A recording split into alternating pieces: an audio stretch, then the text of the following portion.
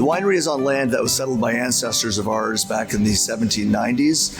After the American Revolution, our first ancestor in Canada, a guy named Nicholas Smith, who had come north during the war and fought against the Americans from the British side in Canada, he couldn't go back to the U.S., so he settled in Canada, and he was granted land, 100 acres for himself and 100 for his wife and 100 for most of his 14 children. So they had a big parcel of land out here.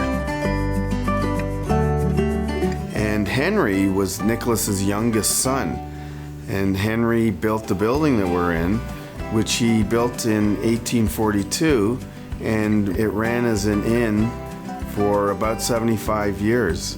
In the early 80s, there was one remaining parcel of land that had been in the family land since 1794.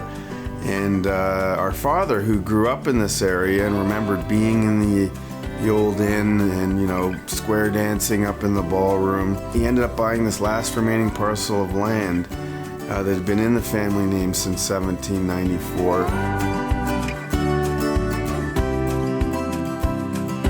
We planted what's now our original vineyard, which is now the family reserve vineyard.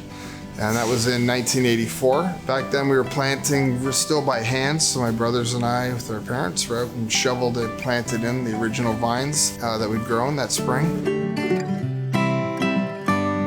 It was my dad's idea to really start the winery. He thought after the vineyard got going, you just start a small winery. Back in 1842, when Henry went to get his liquor license, we found in the old archives that he signed his name Henry of Pelham. So that's where we got the name for the winery. We put that in place in 1988.